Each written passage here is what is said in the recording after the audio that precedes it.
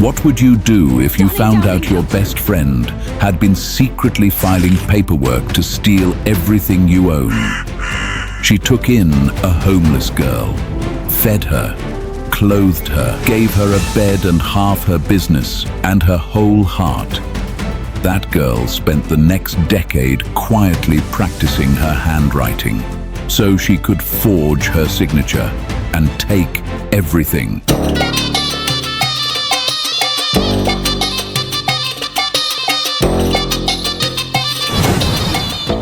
It started 12 years ago.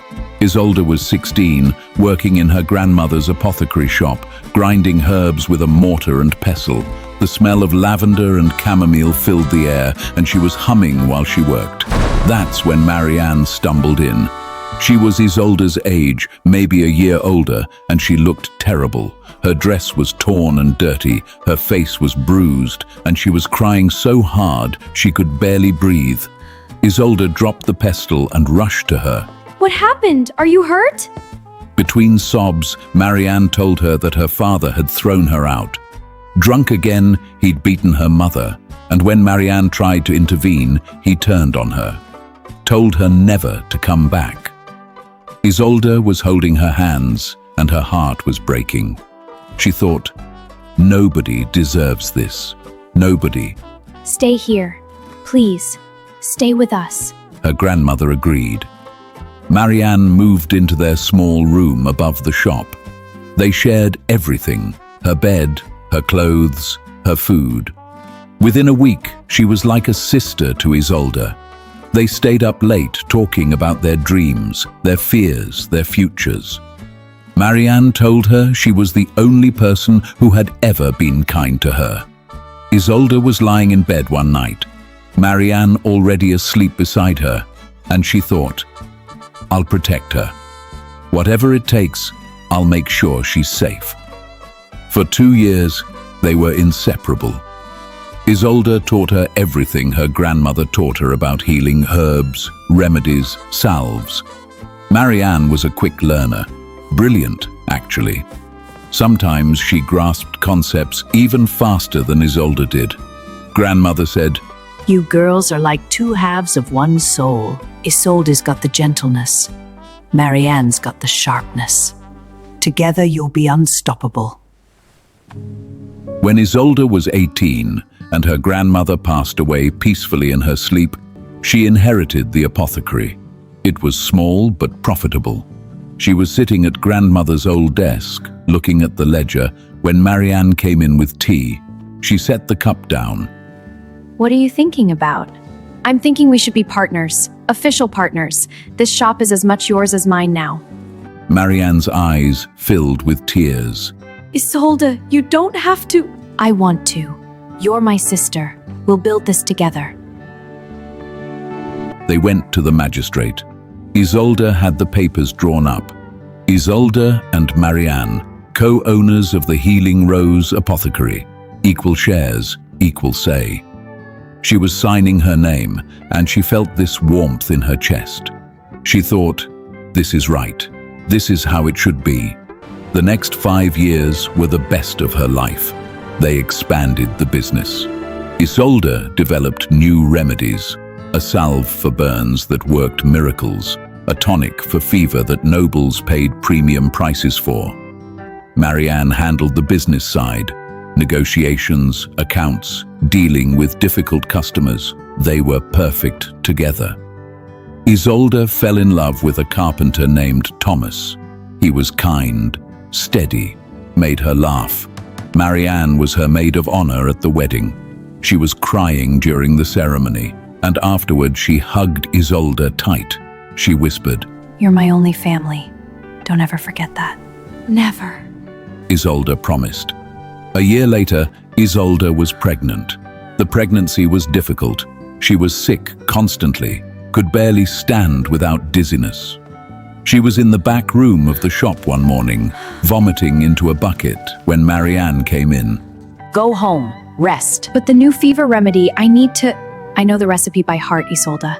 You've taught me everything. Trust me. So she did.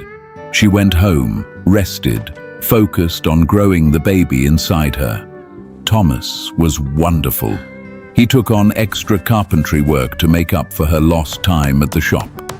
Some nights, Isolde saw him fall asleep at the table, exhausted, and her heart ached. She was lying in bed one afternoon, 6 months pregnant, when Marianne visited. She sat on the edge of the bed. I have news. Lord Pemberton wants to place a massive order. Enough fever tonic and burn salve to supply his entire estate and guard. It's a contract worth 500 gold coins. Isolde sat up so fast, she got dizzy. 500? Marianne, that's incredible. I know, but Isolde, he wants to meet with the owner to discuss terms, so we'll both go. Isolde, it's not that simple. You're in no condition to travel, and honestly, he's one of those men who doesn't take women seriously. If we both show up, especially with you pregnant, I'm worried he'll dismiss us entirely. What do you suggest? Let me handle it. I'll negotiate on behalf of both of us. You trust me, don't you? Of course I trust you. You're my sister. Marianne smiled, but something about it seemed off. Just for a second, her eyes looked cold. But then she was hugging her, and Isolde thought she had imagined it. 2 weeks later, Marianne returned from Lord Pemberton's estate with a signed contract. They were celebrating with Thomas, drinking apple cider, laughing. To us! To the healing rose! To us! Her daughter Eleanor was born on a freezing December night. The labor was brutal, 20 hours of agony. But when they put her in Isolde's arms, she was crying with joy. Thomas kissed her forehead. She's perfect, you're perfect. Marianne visited the next day, brought gifts.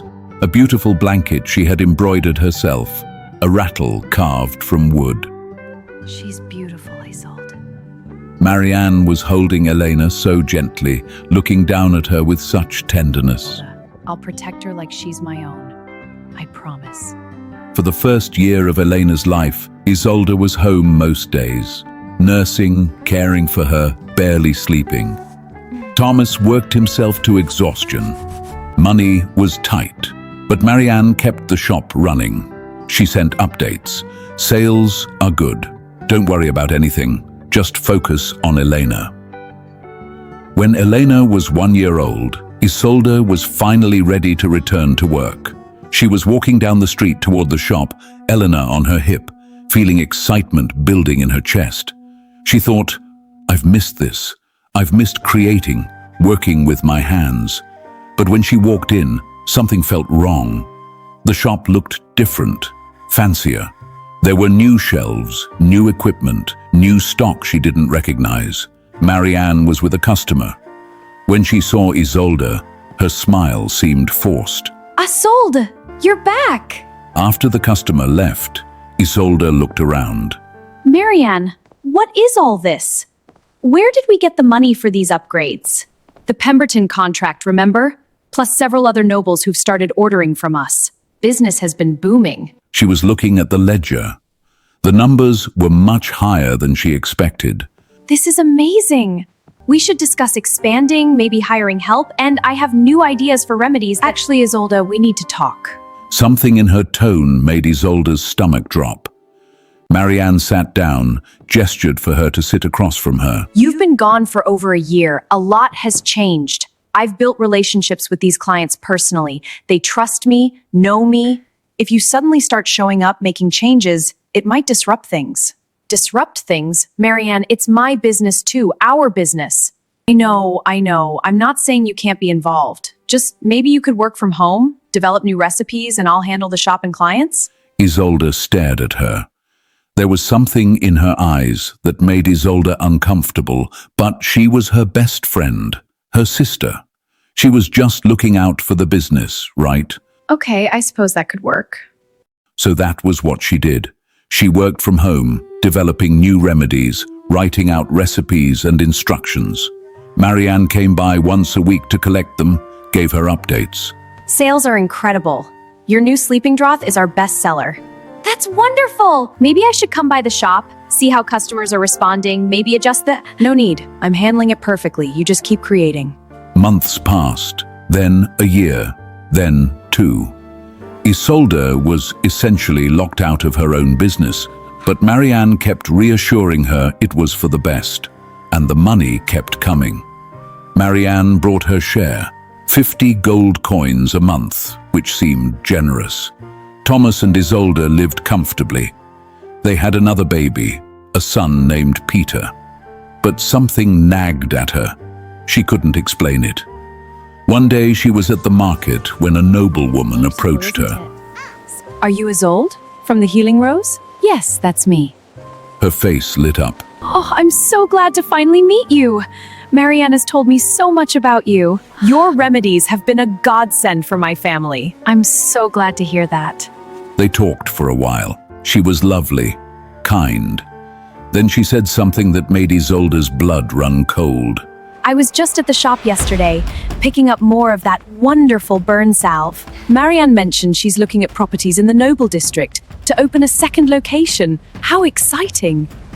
A second location? Oh yes! She said with how successful you both have been, expansion is the natural next step. She made an excuse and left quickly. She was walking home, her heart pounding.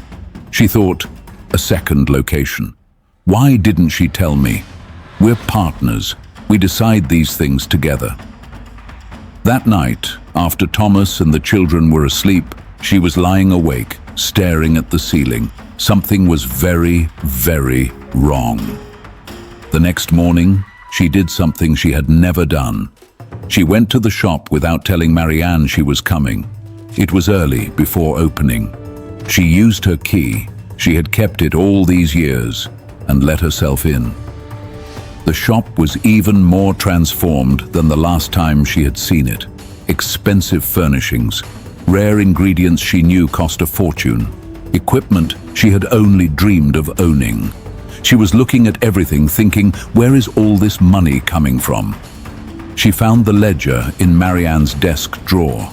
She opened it, and her entire world shattered. The shop was bringing in over 300 gold coins a month. 300. And Marianne had been giving her 50. Her hands were shaking so hard, she almost dropped the ledger. She was flipping through pages, seeing numbers that made no sense. She thought, she's been lying to me. For years, she's been lying. But it got worse. There were purchase orders for properties, not one second location, but 3, all in Marianne's name, only Marianne's name. There were contracts with nobles Isolde had never heard of, all negotiated by Marianne, signed by Marianne. And then she found it. Before we continue, if you're invested in Isolde's story, if you want to see what happens when a woman who has lost everything remembers exactly who she is, make sure you're subscribed to this channel.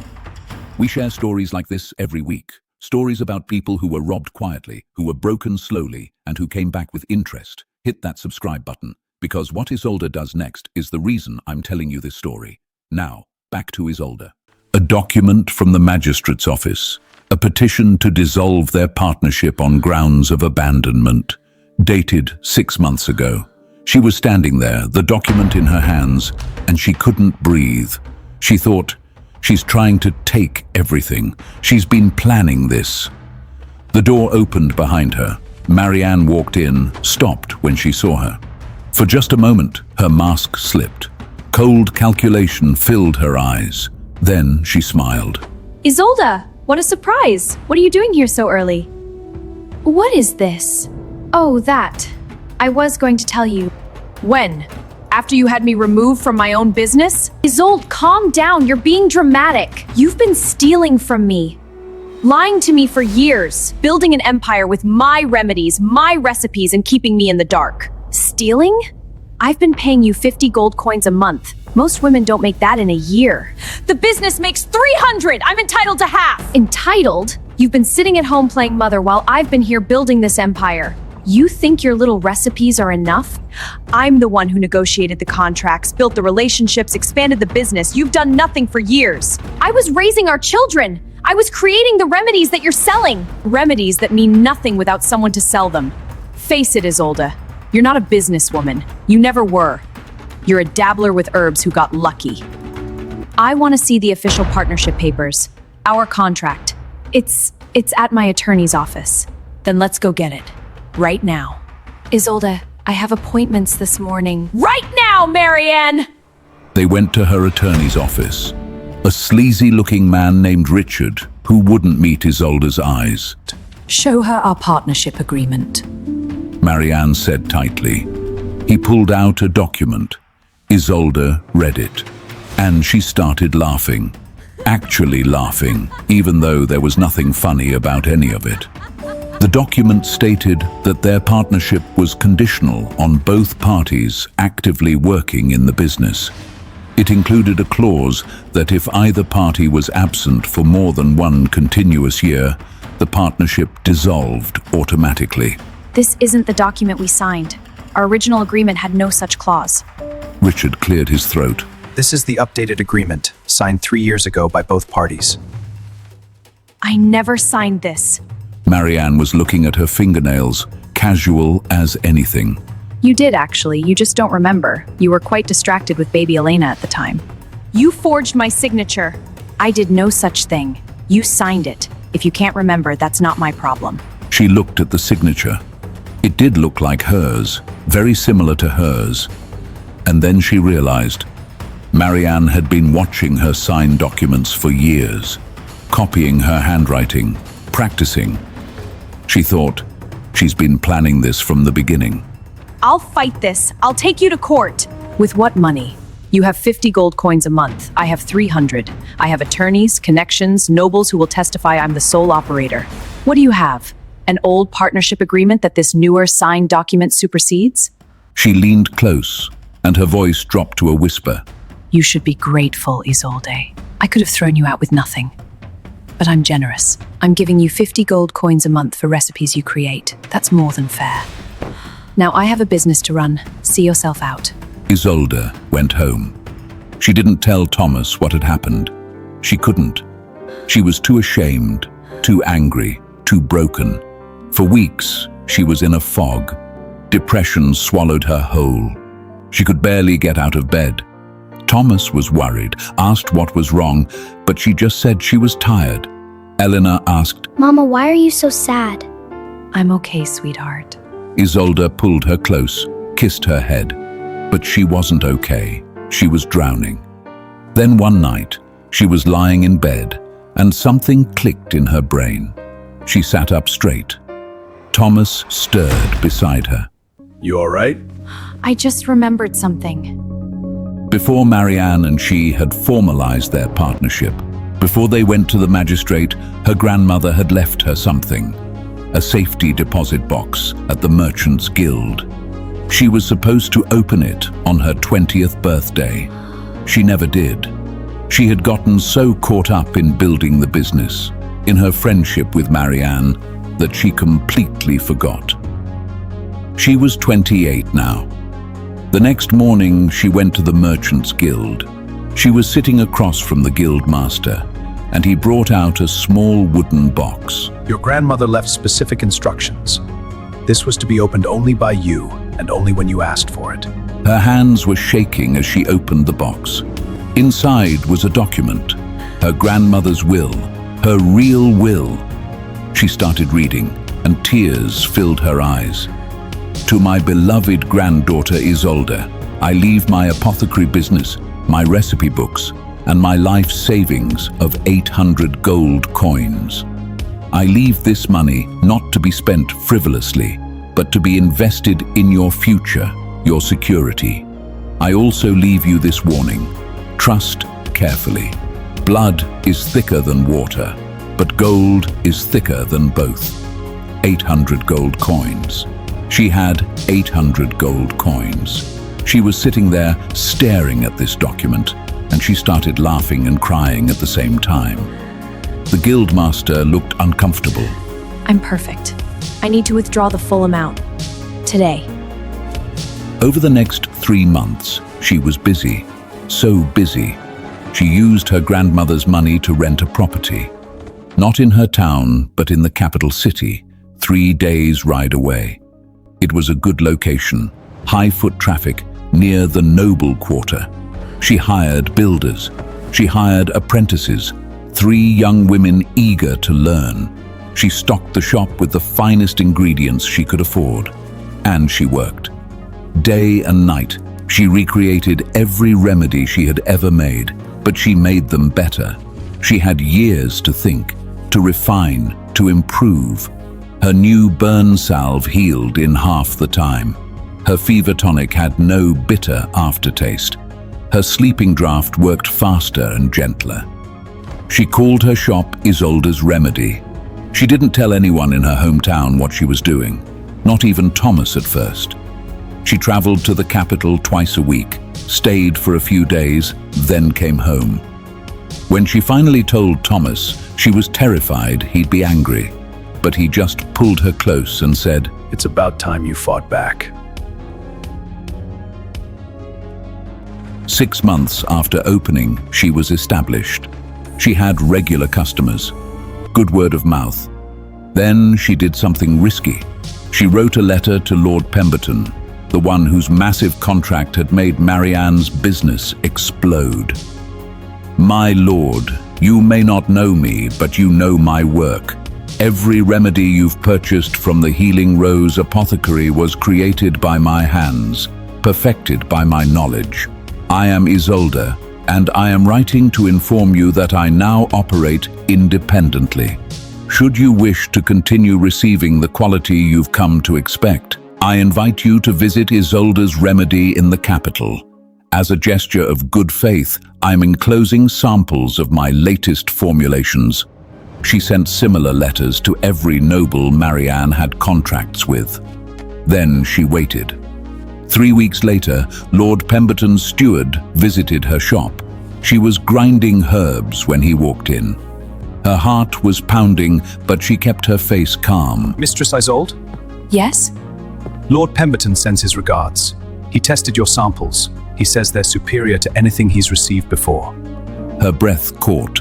She had to grip the counter to stay standing. He wishes to place an order, and he's cancelling his contract with the Healing Rose. Tell his lordship I'm honored by his patronage. Over the next 2 months, she received visits from 6 other nobles. All of them placed orders. All of them cancelled with Marianne. She was at her capital shop when a messenger arrived with a letter. The seal was from her hometown. She broke it open. It was from Marianne. Isolde, we need to talk. I know what you're doing. This is war, and you won't win. I built the Healing Rose into what it is. These nobles are my clients. You're stealing from me. Stop immediately, or I'll take legal action. She was reading this, and she started laughing. She wrote back, Dear Marianne, I'm not stealing your clients. I'm simply offering superior products. Competition is healthy, don't you think? Perhaps if you'd actually paid attention to the craft instead of just the profits, you'd be able to keep up. Best wishes, Isolde. She sent it. 2 weeks later, she was back home visiting Thomas and the children when there was a banging on their door. Thomas opened it. It was Marianne. She looked terrible. Dark circles under her eyes, her hair a mess. She pushed past Thomas and came straight at Isolde. You bitch! You've destroyed me! She was standing up, putting herself between Marianne and her children. Get out of my house. I made you! I built that business while you sat here playing the domestic fool! And this is how you repay me? Thomas stepped forward. Marianne, you need to leave. She ignored him, her eyes locked on Isolde's. I'll ruin you! I'll tell everyone you stole my recipes! Your recipes? Isolde was calm now, ice-cold calm. Interesting claim. Tell me, Marianne, which recipe did you create? The burn salve? No, that was grandmother's base with my modifications. The fever tonic? Mine. The sleeping draught? Mine. Every single remedy you've been selling was created by me or my grandmother. You've created nothing. You're just a parasite who's been feeding off my work for years. I built that business! You built it with my formulas, my knowledge, while paying me a fraction of what I earned and lying to me for years. You forged my signature. You stole from me. And now you're angry because I'm finally fighting back? She lunged at Isolde. Thomas caught her, held her back while she screamed and thrashed. You're nothing without me! got you! I'll lose! You're already destroyed, Marianne. You just don't know it yet. Thomas dragged her to the door, pushed her out, locked it. She screamed obscenities from outside until the neighbors threatened to call the constable. Isolde was standing there, shaking, and Thomas pulled her close. It's okay. It's over. But it wasn't over. Not yet. 3 months later, Isolde was at her capital shop when she got news. The Healing Rose had closed permanently. Marianne had lost all her major contracts. Without them, she couldn't afford the fancy shop, the expensive ingredients, the equipment. The business collapsed. She tried to sell it, but no one wanted to buy an apothecary with no reputation and no clients. Word was she had to move to a small village 2 regions away. They said she worked as a maid in a tavern. Part of Isolde felt bad. Just a small part. The rest of her remembered Marianne's face when she told her she was nothing without her. 5 years later, she owned 4 apothecary shops. 1 in the capital, 1 in her hometown, in the exact building where the Healing Rose used to be, and 2 in other major cities. She had written a book on herbal remedies that healers studied across the kingdoms. She was training 20 apprentices, all of them women who had been told they couldn't make it in this field. Thomas had expanded his carpentry business and now built furniture for nobles. Their children were healthy, happy, and they knew their mother's story. They knew what it meant to fight back. One rainy afternoon, she was in her capital shop when a woman walked in. She was thin, wearing a servant's dress, her hair pulled back severely. It took Isolde a moment to recognize her. Marianne. She didn't see her at first. She was looking at the shelves, at the expensive stock, at the beautiful displays. Then their eyes met. For a long moment, they just stared at each other. She looked like she wanted to say something. Her mouth opened, closed. Finally, she said, Isolde. Marianne. Silence. Then, I need work. Any work. Cleaning, stocking shelves, anything. Isolde was standing behind her counter in her successful shop, looking at the woman who had tried to erase her. Part of her wanted to gloat. Part of her wanted to throw her out. Part of her wanted to give her a lecture about karma and consequences. But instead, she just felt tired. No, I don't think that would work out. Marianne nodded slowly, like she had expected that. I'm sorry. For what it's worth, I'm sorry. Are you? Or are you just sorry you lost? She didn't answer. She turned to leave. Marianne. She stopped, looked back. I hope you find your way. I really do. Just not with me. Never again with me. She nodded once, then walked out into the rain. Isolde watched her go, and she thought, I should feel triumphant, victorious. But she just felt sad. Sad for the girl she once loved like a sister. Sad for what she became. Sad for what they could have been together if greed hadn't poisoned her. One of her apprentices, a girl named Sarah, came over. Who was that, Mistress Isolde? Nobody important. Now, let's get back to that salve. I want to show you the proper ratio of comfrey to calendula. She turned back to her work, and she left the past where it belonged, behind her. Kindness is not weakness. Isolde's gentleness was never the problem. The problem was giving it to someone who mistook it for an opening. Know the difference. If Isolde's story moved you, subscribe and share it. Because someone out there is still calling their Marianne a sister. See you on the next one.